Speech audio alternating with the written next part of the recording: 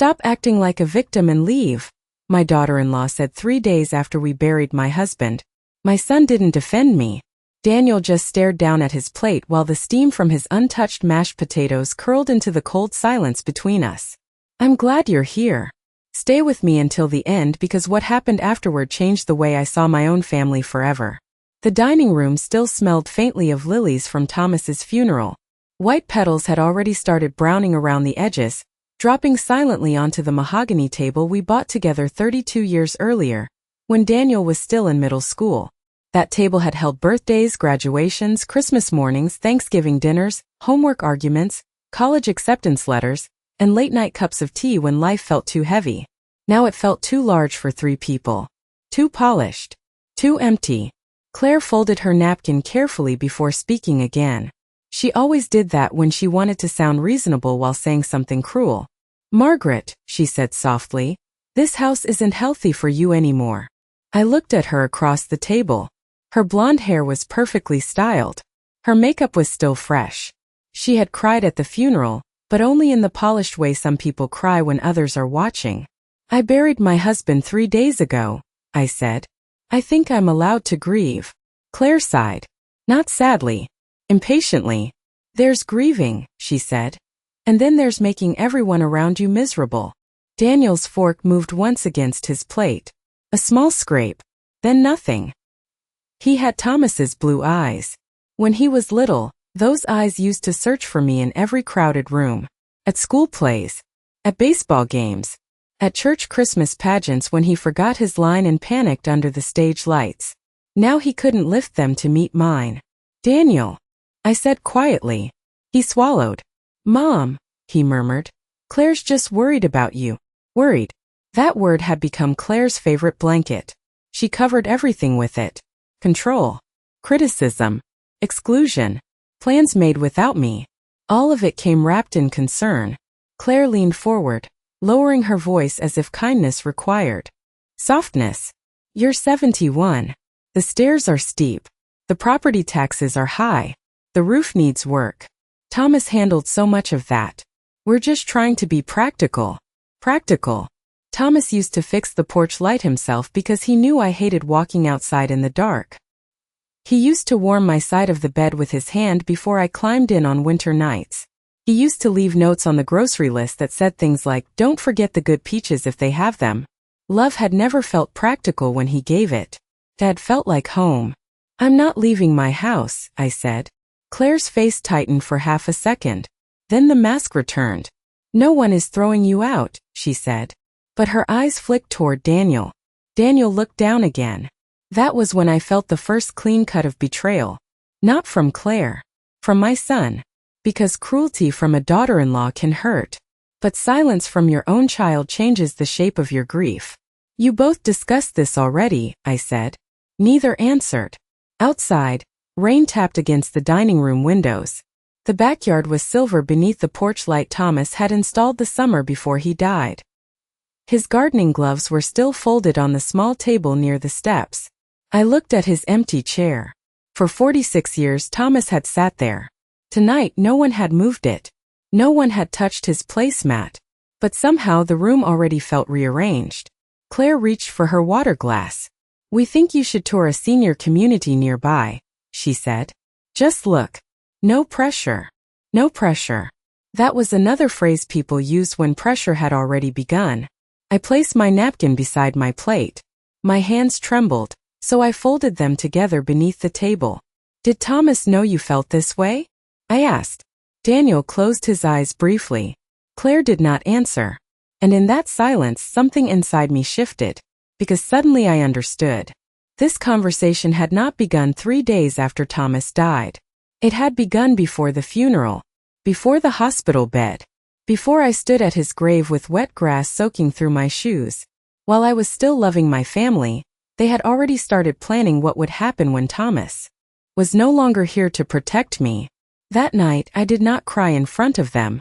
I stood slowly, carried my plate to the kitchen, rinsed food I had not eaten into the sink, and listened to the garbage disposal grind the untouched dinner into nothing. Behind me, Claire whispered something to Daniel. He did not whisper back. I walked upstairs one step at a time. The third stair creaked under my foot.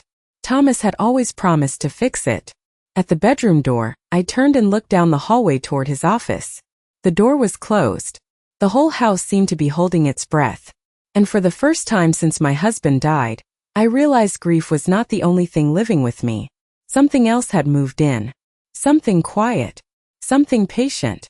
Something wearing my daughter-in-law's pleasant smile. I barely slept that night. The rain continued for hours, tapping softly against the roof while the grandfather clock downstairs counted each minute like it wanted me to notice time still moving without Thomas. Around 2 in the morning I reached across the bed. My hand found cold sheets. For a moment I forgot. Then grief came back the way it always did. Not loudly. Not dramatically. Just a heavy remembering in my chest. Thomas was gone. I got up carefully and tied my robe around me. The bedroom still smelled faintly of his cedarwood cologne. His reading glasses sat on the nightstand, folded neatly beside the book he never finished. I had not moved them. I could not. Downstairs, the house was dark except for the small lamp in the hallway. I stepped over the creaking third stair by habit, then stopped halfway down because that habit belonged to a life where Thomas was still alive. In the kitchen I made coffee. Then I poured 2 cups. I stood there looking at them for a long moment before emptying one into the sink. 46 years of marriage does not leave cleanly. It lingers in the second cup, the second towel, the second pillow, the second voice you still expect to hear from another room. The refrigerator was full of sympathy casseroles. Green bean bake. Chicken botbia. Tuna noodle casserole from Mrs. Henderson next door. Aluminum pans with masking tape labels. Written in different hands. People feed grief because they do not know what else to do with it. Beside the sink were Thomas's medication bottles. Blood pressure. Heart rhythm. The last bottle still had 12 pills inside. I touched the cap, then pulled my hand away. At 6:30, Claire came downstairs. She wore cream-colored workout clothes and carried her phone in one hand. She stopped when she saw me sitting at the kitchen table. "You're up early," she said. I couldn't sleep. She nodded, already opening the refrigerator. Not unkindly. Not warmly either. Just as though I were another object in the room she had to move around. She took almond milk, yogurt, and blueberries from the shelf.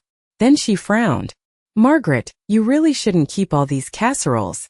Half of them are probably terrible for your blood pressure." I looked at the refrigerator. They were brought by people who loved Thomas. "I know," she said gently. "I'm only thinking of your health." There it was again. Concern. The prettiest cage. She rearranged the shelves without asking me. Moved Mrs. Henderson's casserole to the back. Threw away a container of gravy. Wiped the handle with a paper towel as if grief itself had left fingerprints. I watched silently. A few minutes later Daniel came downstairs. His hair was messy. His eyes were red. For a moment I wanted to reach for him. My son had lost his father. That mattered too. But he barely looked at me. Claire handed him coffee before I could stand. "Here, babe," she said. Babe. I remembered when I was the first person Daniel looked for in the morning. He sat across from me but kept his attention on his mug. "Mom," he said after a while, "Claire found a place online. It's not a nursing home or anything. More like independent living." I looked at him. "You searched for places last night?" His face flushed. "No. I mean, we had looked before." Before. The word sat between us like a dropped knife.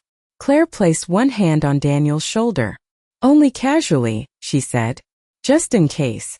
Thomas's illness made us think about what would be safest for everyone. Safest. Everyone. I was beginning to understand how language could push a person out of her own life. After breakfast, Claire changed the pantry labels. She said it would help me stay organized. She moved my favorite blue mug to the top shelf, where I could barely reach it, and placed a row of matching white mugs below. "It looks cleaner," she said. Cleaner. As if my life with Thomas had been clutter. Later that morning, I found one of our family photos missing from the hallway table. It was a picture from Daniel's college graduation. Thomas stood with his arm around me, both of us smiling as if all our sacrifices had become worth it. I found it inside a drawer beneath old instruction manuals. I held it in my hands for a long time. No one had thrown it away. That almost hurt more. Throwing it away would have been honest. Hiding it was polite erasure. Around noon, Claire took a phone call in the kitchen. She lowered her voice, but not enough. "No, that shouldn't be a problem anymore," she said. "Once everything is finalized, we can move much faster." I froze in the hallway. She listened. Then she said, "The title transfer should happen soon." Title transfer. The words reached me cold. Thomas had handled most financial matters, but I was not foolish. I knew what title meant. I knew what transfer meant. Claire turned and saw me standing there. Her expression did not change fast enough. Then she smiled. "Work stuff," she said. "A client in Seattle." Claire worked in marketing. Not real estate. Not law. I nodded once. That was all. Because sometimes the safest thing an old woman can do is let people believe she has not heard them clearly. That afternoon, I walked through the house alone. The living room smelled of wilting lilies. The dining table still had a faint water ring from Thomas's glass. His slippers remained beside the recliner. Every room carried proof that he had been real. And every small change Claire made felt like practice. Practice for a house without him. Practice for a house without me. By evening, Daniel and Claire were speaking quietly in Thomas's office. I stood outside the closed door and heard paper sliding across wood. Then Claire said, "She'll resist at first." Daniel answered so softly I almost missed it. "I know," Claire said. "Then you have to be firm." A long silence followed. Then Daniel whispered, "She just lost Dad." Claire's voice softened. "I know, honey. That's why we need to handle it before she gets worse." Before I gets worse. I backed away from the door. Not because I was afraid they would see me. Because I suddenly knew I was listening to people discuss me, as if I were already fading from the world. That night I did not pour 2 cups of tea. I poured 1. And I sat at the kitchen table until the tea went cold, staring at the closed office door, wondering how long my family had been waiting for me to become weak enough to move.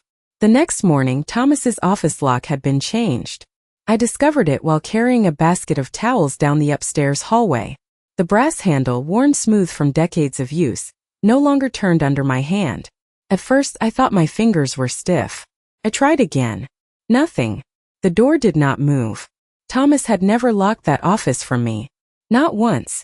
Even when tax papers covered the desk and business calls ran late into the evening, he would leave the door cracked open. He used to say a closed door made a house feel unfriendly. Now the door was shut. And locked. Looking for something? Claire's voice came from behind me. I turned. She stood near the linen closet holding a stack of folded towels. Her face was calm, but her eyes were watching too closely. "The office is locked," I said. "Oh." She glanced at the door as if noticing it for the first time. "Daniel changed it yesterday.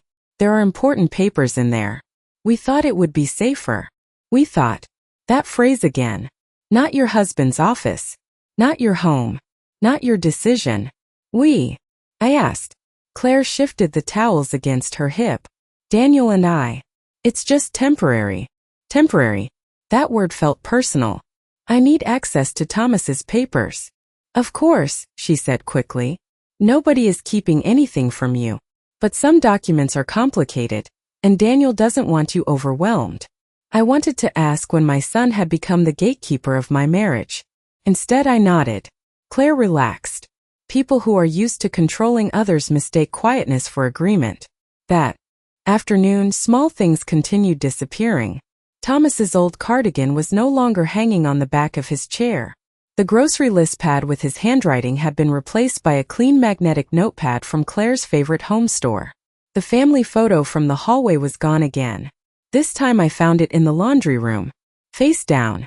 I picked it up and wiped dust from the glass. Daniel came in while I was holding it. He stopped. For 1 second I saw shame move across his face. Then he looked away. "Claire's just trying to make the house less painful for you," he said. Did I say it was too painful? He rubbed the back of his neck. "No, but what?" He did not answer. That was how Daniel betrayed me most often. Not by speaking, by stopping just before the truth. At dinner that night, Claire placed me at the side of the table instead of my usual chair. Thomas's chair remained empty at the head. Daniel sat at the other end. I stood behind the chair she had pulled out for me. "This isn't my seat," I said. Claire looked up from the salad bowl. "Oh, I thought sitting closer to the kitchen would be easier for you." Easier. Another small kindness with teeth. I sat down. The chicken was dry. No one mentioned Thomas. Claire talked about roofing estimates and utility costs. Daniel nodded along, though he barely ate. "Property taxes went up again," Claire said. I looked at her. "How would you know?" She smiled. "Daniel showed me the paperwork." Daniel's fork stopped. I waited for him to explain. He didn't. "Those papers are private," I said. Claire's smile softened. "Margaret, nothing about keeping you safe is private." I looked at Daniel. His face was pale.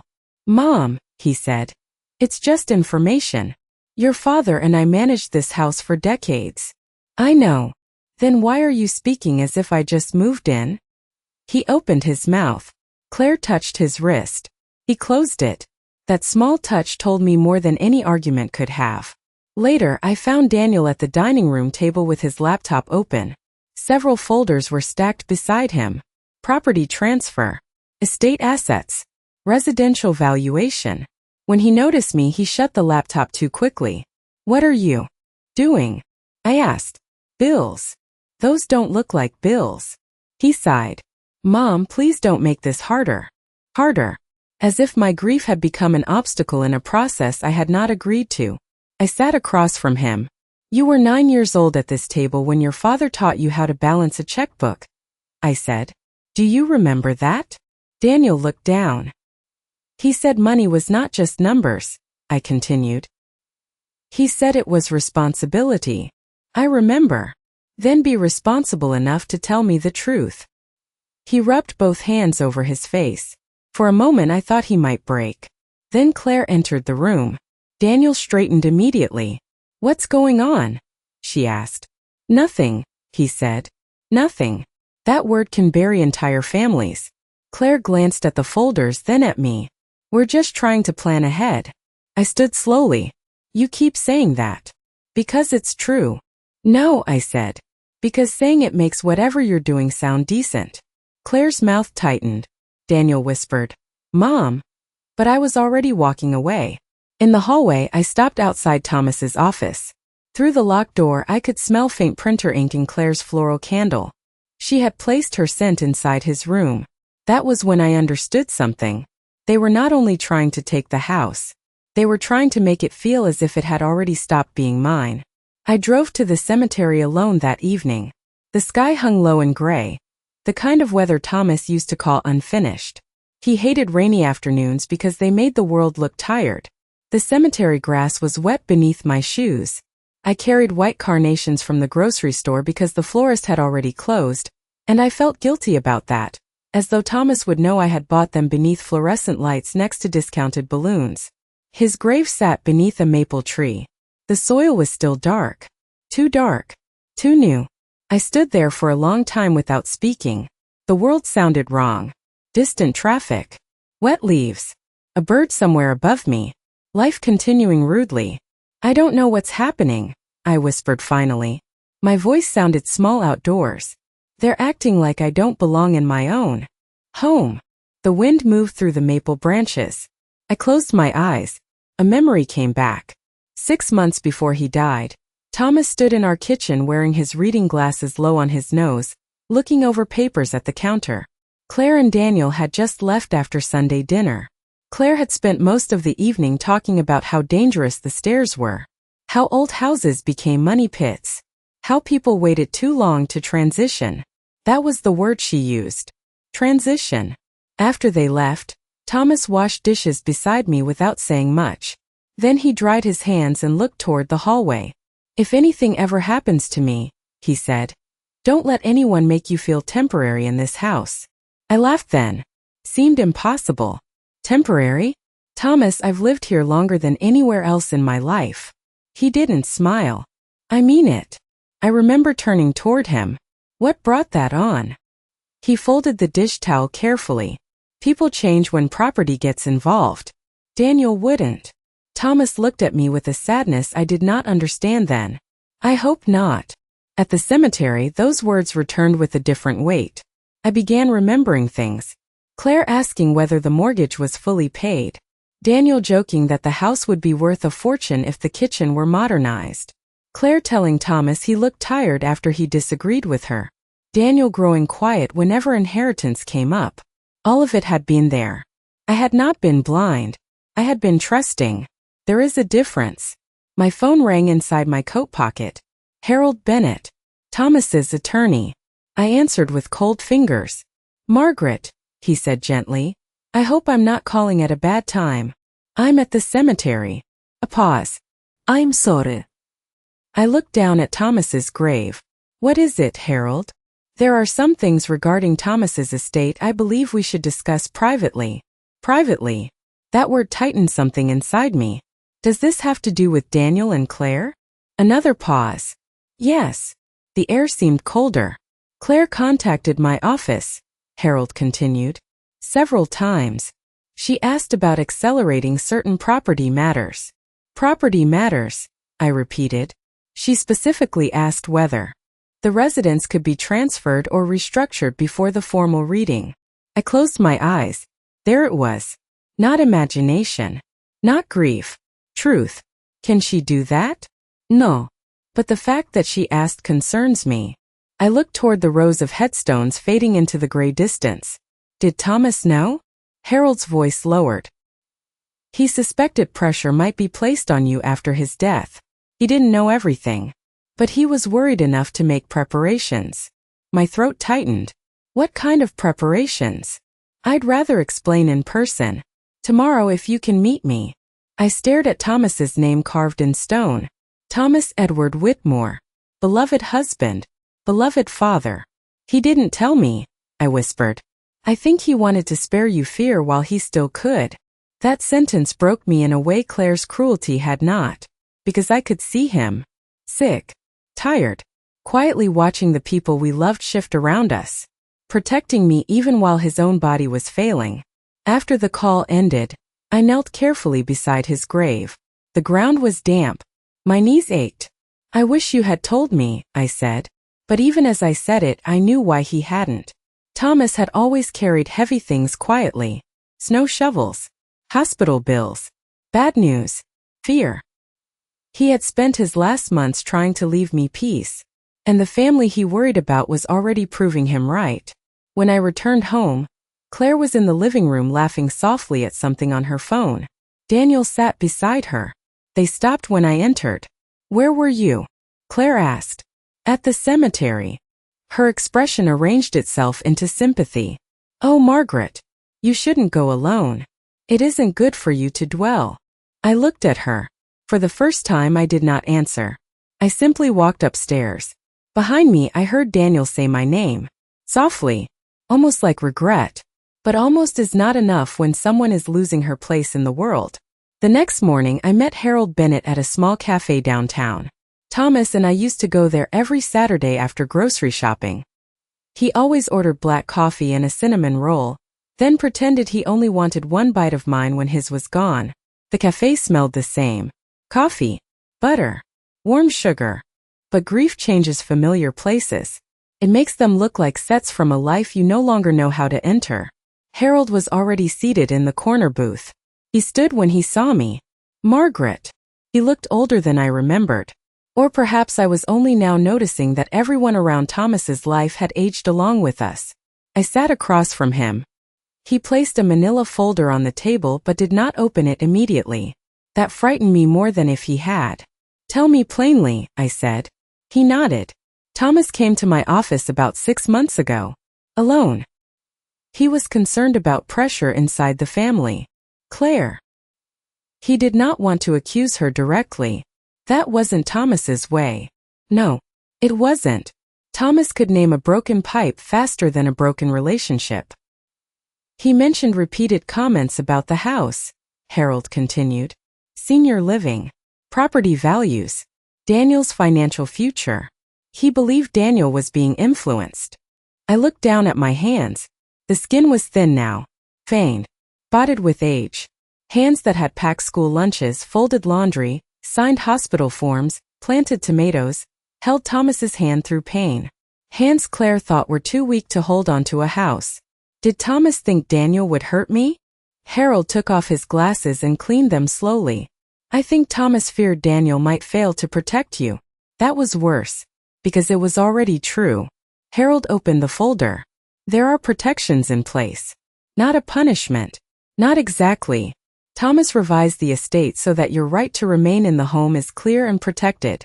No sale, transfer, or restructuring can occur without your written consent. Verified independently. I listened carefully. And if someone pressures me, then certain inheritance privileges can be delayed, restricted, or revoked through the trust terms. Not magic. Not revenge. Paper. Procedure. Protection. The ordinary tools love sometimes has to use when family stops being safe. My eyes burned. He shouldn't have had to do that. No, Harold said softly. He shouldn't have. Outside the cafe window, a woman crossed the street carrying flowers wrapped in brown paper. For one absurd second, I wondered who they were for. A birthday. An apology. A funeral. Life was always delivering flowers to someone. Harold slid a handwritten note toward me. Thomas's handwriting. My breath caught. Margaret must never be made to feel she is a guest in her own home. I pressed my fingers to the paper. The cafe blurred. Harold looked away politely. That small kindness nearly undid me. After a moment he said, "There is more." Thomas kept notes. Not accusations. Observations. He showed me a few pages. Claire asked about title transfer again. Daniel avoided answering when Margaret asked about future plans. Claire referred to our house eventually. Margaret laughed. She thought it was a joke. I remembered that dinner. Claire had said, "One day this place will need a young family in it again." I had laughed because I thought she meant after I was gone. Maybe she did. Maybe she didn't. That was the cruelty of manipulation. It always left enough fog for denial. Why didn't he tell me? I asked. Harold's voice softened. He told me he wanted your remaining time together to be peaceful. I looked at the note again. Thomas had been dying and still worrying about where I would sleep after he was gone. That kind of love does not make noise. It simply prepares shelter. What should I do? I asked. Do not sign anything. Do not agree verbally to leave. Do not let them isolate you from advice. And at the will reading, answer only for yourself. I nodded. A strange calm entered me. Not strength exactly. More like the floor returning beneath my feet. Claire and Daniel believed grief had made me easy to guide. But grief had also made everything unnecessary fall away. I no longer needed to be liked. I no longer needed to keep peace at the cost of truth. Before I left, Harold placed one more envelope in my hand. Thomas asked me to hold this unless it became necessary. What is it? A recorded statement. He hoped no one would ever hear it. I looked at the sealed envelope. My husband's name was written across the front. For a moment, I could almost feel his hand over mine. That afternoon I drove home slowly. I passed the grocery store where Thomas bought peaches, the pharmacy where I picked up his prescriptions, the hardware store where he spent entire Saturdays pretending one screw required 3 conversations. Every place in town held him. By the time I pulled into the driveway, I understood something Claire did not. A house is not valuable because of square footage. It is valuable because love has happened inside it. And love, real love, does not transfer title easily. When I walked into the house, Claire and Daniel were in the kitchen. They were laughing. Not loudly, not cruelly, but lightly. That was what hurt. The ease of it. Thomas had been dead less than a week, and already laughter had returned to them in a way it had not returned to me. Claire's tablet lay open on the counter. I saw paint samples, flooring options, kitchen cabinet styles. She closed it when I entered. Too quickly. How was your drive? She asked. Fine. Daniel looked at me, then away. Claire smiled. We were just talking about how beautiful this house could be with a few updates. Nothing major. Just eventually. Eventually. A word people use when they want to pretend they are not already planning. I placed my purse on the chair. Thomas liked it as it was. I know, Claire said. But sometimes change helps people heal. I almost admired the skill of it. She could turn renovation into therapy. displacement into safety, erasure into healing. That evening I made a decision. I stopped resisting. Not truly. Only outwardly. When Claire mentioned touring a senior community, I nodded. When Daniel explained that liquidity mattered after a death, I listened as if he were teaching me something new. When Claire said the stairs worried her, I touched the railing and said perhaps she had a point. Her relief was immediate. Not obvious to Daniel perhaps, but I saw it. The slight looseness in her shoulders. The quicker smile. The way she touched my arm more often, like I had become cooperative furniture. The next morning I took 2 suitcases from the closet and placed them near my bedroom door. Empty. Claire saw them within the hour. "Oh, Margaret," she said softly. "I know this must be difficult." "It is." She stepped closer. "We only want what's best for everyone." Everyone. There it was again. The word that always excluded me while pretending to include me. Over the next 2 days, the house revealed itself. People become careless when they think they are winning. Claire took phone calls in the open kitchen. "Yes, she's coming around." "No, Daniel can handle the documents. We need to move before the reading complicates things." Daniel began leaving papers on the table. Renovation estimates. Property comparisons. A printed brochure for a retirement community 15 minutes away with smiling gray-haired couples on the cover. None of the women in the brochure looked like they had been pushed there. One afternoon, Claire measured the guest room with a retractable tape measure. "What are you doing?" I asked. She startled. "Oh, just seeing if a crib would fit someday." "A crib?" She smiled. "We've talked about trying again. Daniel thinks this house would be perfect for a child." Thomas's office was down the hall. The room where he had stayed awake many nights paying bills so Daniel could graduate college without debt. And Claire was measuring for a nursery. That evening, Daniel came into the living room while I was folding towels. He stood near the fireplace, looking at the photo of his father. "Mom," he said. I waited. His mouth opened. Then Claire called from the kitchen. "Daniel." He closed it. "I'll be right there," he answered. Then he left. That was Daniel. Always almost. Almost honest. Almost brave. Almost my son. Later that night, while Claire showered upstairs, I noticed Thomas's office door open. Daniel was inside sorting papers. His phone rang in the kitchen, and he stepped out to answer. I moved before I had time to become afraid. The office smelled wrong. Printer ink. Floral candle. Not Thomas. His desk was covered with folders. I did not touch most of them. I only looked. Estate assets. Residential valuation. Potential listing timeline. Then I saw a yellow sticky note attached to a property evaluation form. Claire's handwriting. Convince Margaret before reading day. 6 words. That was all. 6 words can end an illusion. I stood there with my hand on Thomas's desk. The wood still had a small scratch near the edge from when Daniel dropped a toy truck there at age 6. Thomas never repaired it. He said some marks deserved to stay. I heard Daniel's voice in the hallway. I stepped back and left the room before he returned. That night, I sat on the edge of my bed beside the empty suitcases. I did not cry. Something colder than crying had entered me. Not hatred. Not revenge. Clarity. They were not trying to help me grieve. They were trying to make sure I was gone before Thomas could speak. The formal reading of Thomas's will was scheduled for Friday afternoon.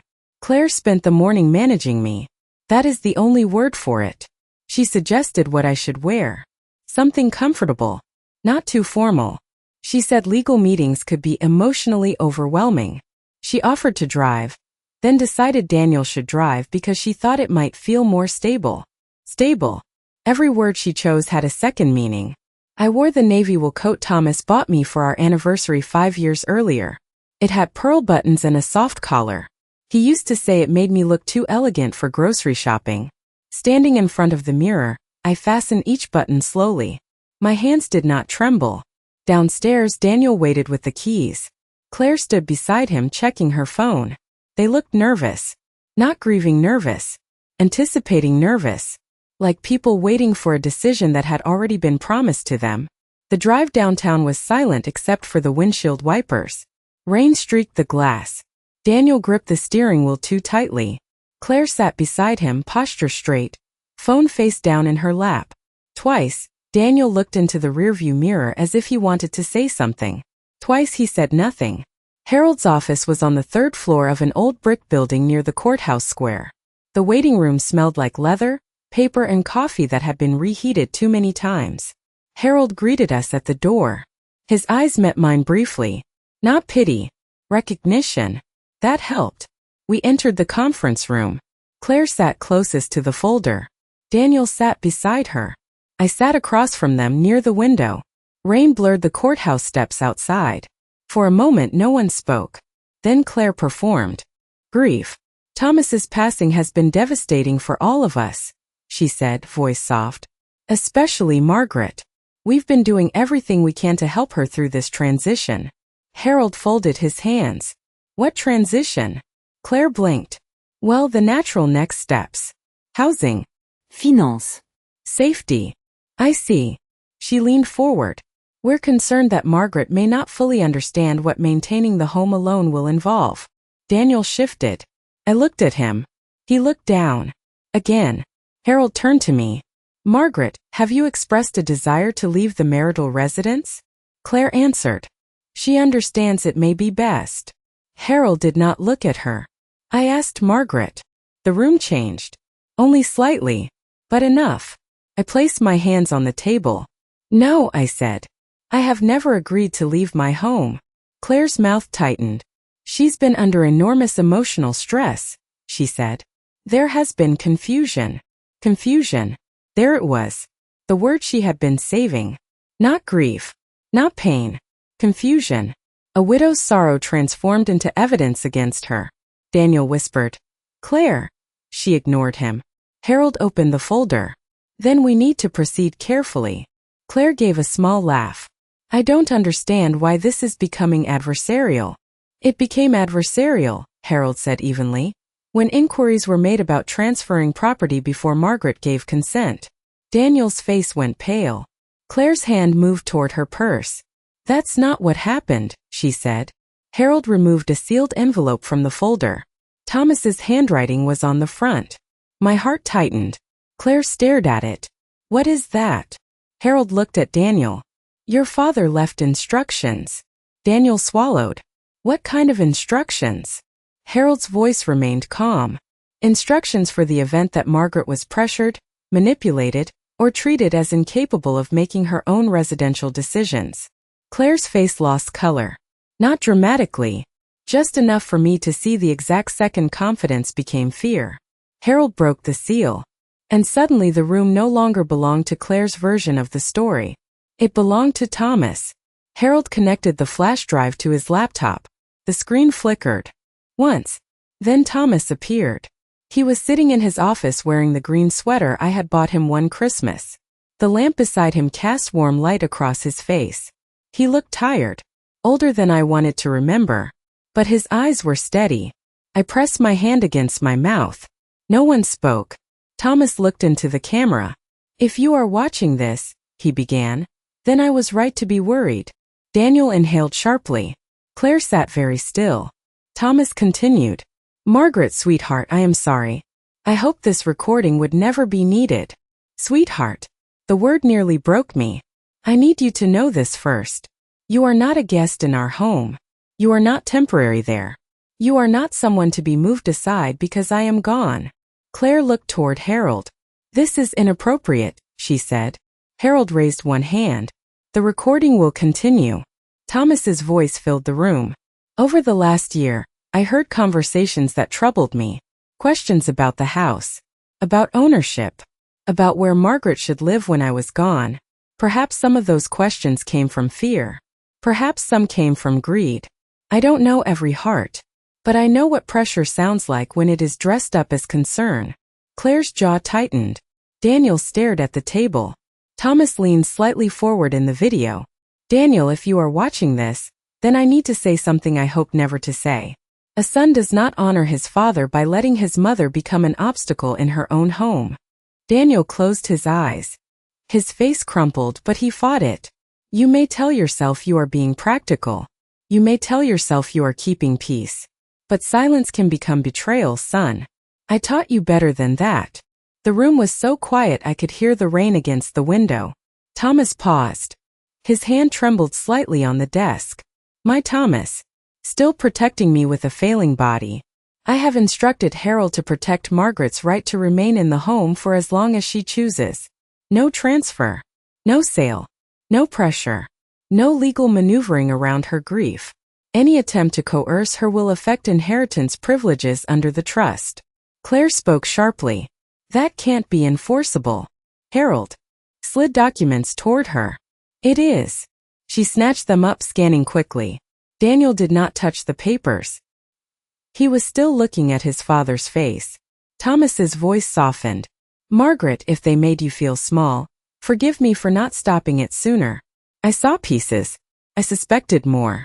I wanted to believe love would correct what greed had started. My eyes filled. But if love does not correct it, truth must. The video ended there. Thomas's face froze on the screen. Still. Calm. Gone. For several seconds nobody moved. Claire finally pushed the papers away.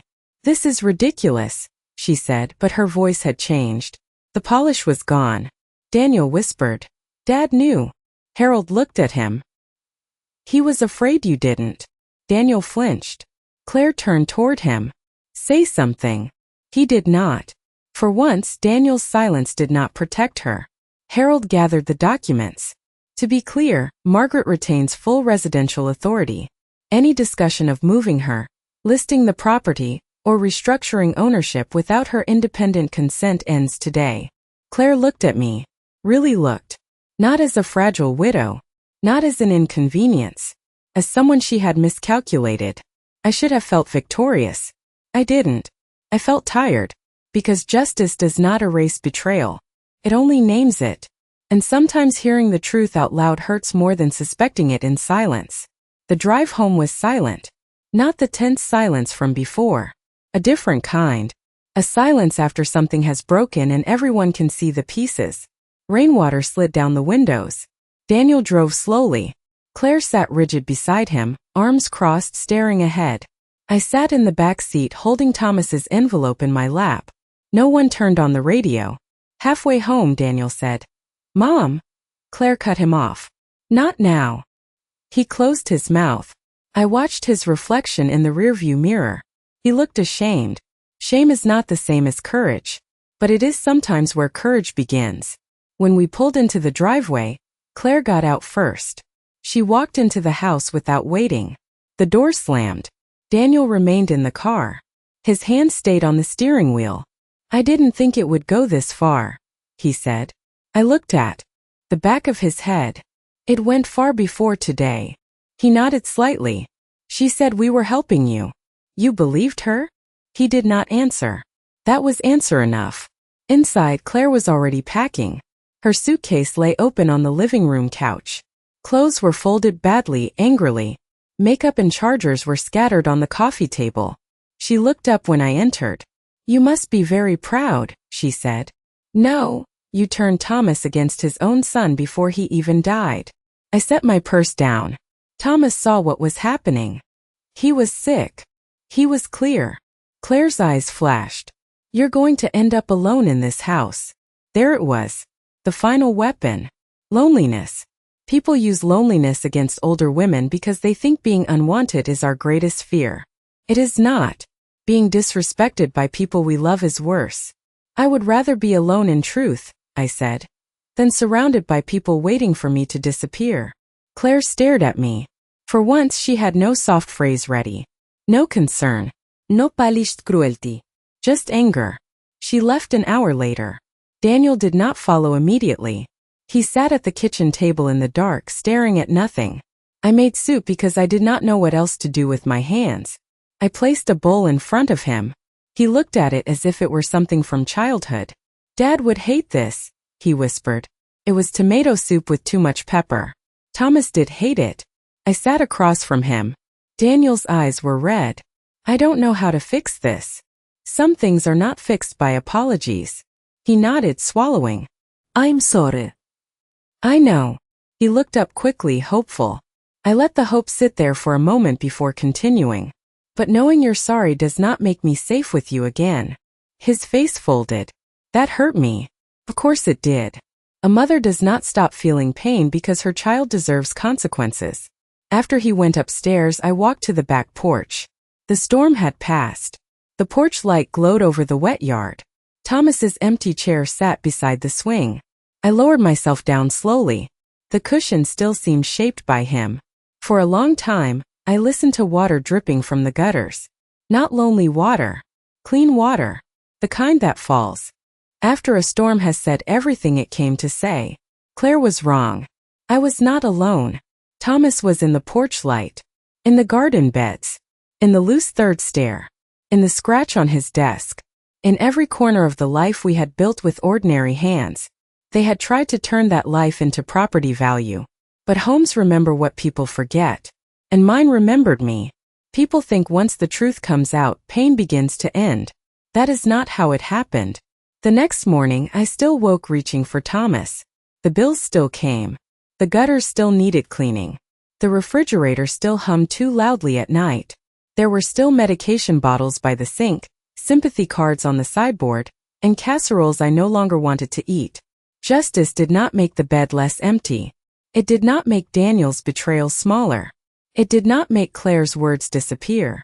But it changed one thing. I no longer doubted myself. That was not a small thing. For weeks, Claire's voice had tried to live inside my head. Too old. Too emotional. Too fragile. Too confused. Now, when those words appeared, Thomas's voice answered. You are not temporary here. Harold delivered a box of Thomas's notes 2 days later. I waited until evening to open it. Inside were folders, handwritten pages, copies of trust documents, and a small notebook with a blue cover. Thomas had written dates. Not accusations. Observations. January 8th. Claire asked whether Margaret could manage stairs alone. Tone felt wrong. February 2nd. Daniel changed subject when I asked if Claire had been pressuring him about the house. March 14th. Margaret laughed when Claire said this place needs new blood. She thought it was harmless. I am not sure. April 3rd. I need to protect her without frightening her. I closed the notebook. For several minutes I could not move. There was something unbearable about being loved quietly after someone is gone. I wished he had told me. I wished he had not carried it alone. I wished many things. But wishing is one of grief's cruelest rooms. You can walk around inside it forever and never find a door. So I opened the windows. The house needed air. I removed the dead lilies and threw them away. Not because I had stopped grieving. Because grief did not require rotting flowers. Then I returned the missing photographs to their places. Daniel's graduation. Thomas at Niagara Falls. Our 25th anniversary. One frame had dust along the edge from where Claire had hidden it in a drawer. I wiped it clean. That afternoon, I called a handyman about the third stair. When he arrived, he was young enough to be my grandson and polite enough to make me feel ancient. Been squeaking long? He asked. About 12 years. He laughed. I did too. Then unexpectedly I cried. He pretended not to notice. That kindness was perfect. When the stair was fixed, the silence that followed felt strange. I had spent years hearing that creak. Years saying, Thomas, you still need to fix that stair. Years hearing him answer, tomorrow. Tomorrow had finally arrived without him. That night I slept badly. Not because of fear. Because the house was changing under my own decisions now. And that felt both freeing and devastating. A few relatives called. Some had heard Claire's version first. She said things got misunderstood. One cousin told me. I said, they did not. A pause. Then, well, grief makes everyone act strangely. No, I said. Grief revealed what was already there. The cousin did not know what to say. That was fine. I was no longer filling silence for other people. By the end of the week, the house looked more like itself. Not the same as before. Never that. But less invaded. Thomas's office smelled like paper and old wood again. His green sweater lay folded on the chair. I did not keep everything untouched. I gave away his medical equipment. Donated some clothes. Kept his winter coat. Kept his watch. Kept the grocery list where he had written peaches. Moving forward did not mean letting go of him. It meant refusing to let others use my grief as proof that I could not stand. On Sunday morning, I sat in the dining room with coffee. In my chair. Not the one Claire had assigned me. My chair. The sunlight came through the windows and touched the mahogany table. For the first time I saw scratches I had forgotten. Daniel's fork marks from childhood. A burn ring from one Thanksgiving. A tiny dent where Thomas once dropped a serving spoon and blamed the turkey. The table had survived us all. Maybe I would too. Daniel came back alone the following Tuesday. I saw his car pull into the driveway, but he did not get out immediately. He sat there nearly 5 minutes. Once I would have opened the door before he knocked. I would have saved him the discomfort. Mothers do that. We soften thresholds. That day I waited. When he finally rang the bell, I opened the door but did not step aside immediately. "Can I come in?" he asked. His voice was careful. "Yes."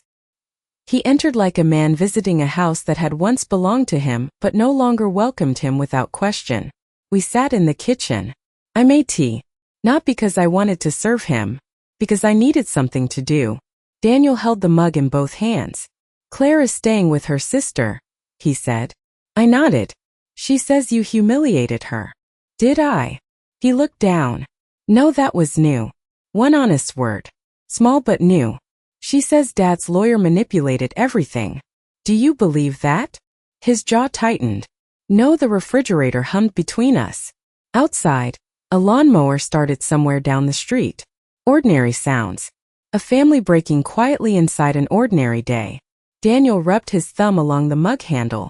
I let her talk me into things. I said nothing. I told myself she was just organized. Practical. Better at planning than me. Still I said nothing. She started talking about the house when Dad first got sick. I hated it. But she said ignoring reality wouldn't help anyone. He swallowed. And I was tired. Dad was sick. Work was stressful. Claire was angry all the time. So I let her handle things. "Handle me," I said. He closed his eyes. Yes. The word landed heavily. I appreciated that he did not soften it. "I'm not innocent," he said. "I know that." "No," I said. "You're not." His face tightened, but he nodded. I looked at him across the table. This was the boy I had rocked through fevers. The teenager who forgot his lunch 3 times a week. The young man whose college tuition Thomas and I paid by giving up vacations and replacing our old car with another old car. This was also the man who had sat silent while his wife called me confused. Both truths lived in him. That is what made it hurt. "Why didn't you defend me?" I asked. His eyes filled. "I don't know. That's not enough." "I know." "No," I said quietly. "I need you to understand. You were not silent in an argument. You were silent while I was being removed." He covered his mouth with one hand. "I thought you were stronger than me. That surprised me." He continued. "You always handled everything. Dad's illness. The hospital. The funeral.